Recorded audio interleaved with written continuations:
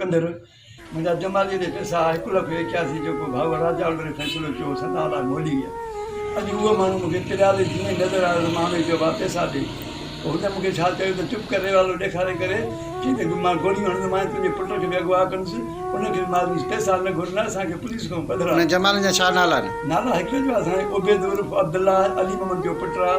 ॿियो अलाह ॾिनो अली मोहम्मद जो पुटु आहे। घणा पैसा चाचा? पैसा 1,81,000 आहे साईं।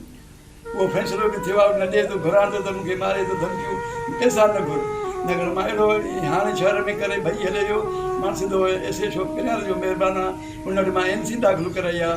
असां SP साहिब खे इहो था कयूं त हिन 2 ॾींहंनि में जंहिं मूंखे मारे वियो करे वियो ज़िम्मेवार इहो जमाली आहे।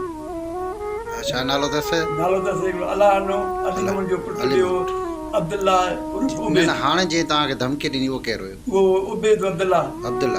अच्छा हाणे तव्हांजे चवण तव्हांखे कुझु बि थियो कुझु बि ज़िमेदार उन जा ज़िमेदार उहो जमाली आहिनि उबैदुल्ला। हा मुंहिंजे पुट खे मूंखे को बि नुक़सानु पतो की इहे जमाली आहिनि हिन जा ज़िमेदार जा मुंहिंजे घर खे नुक़सानु थियो चए थो पैसा न घुर तोखे मारींदुसि या पुट खे खणंदासीं अॻुवाह कंदासीं। इहो हींअर थियो हींअर हाणे पिरियाले शहर में मां वरितोमांसि हुनजे अब्दुल्ला खे उबैद खे त मूंखे इहो चई तूं कर त ॾिस तोखे गोलियूं हणां थो न।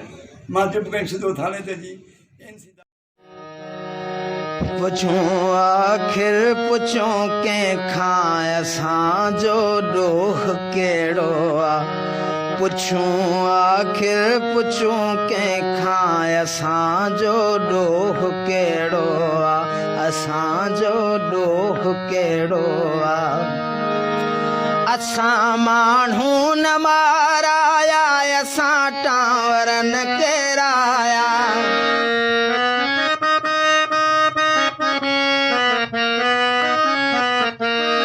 असां माण्हू न माराया असां टांवर न केराया। असांखे तालिबा आहियूं न को थियण ई था चाहियूं।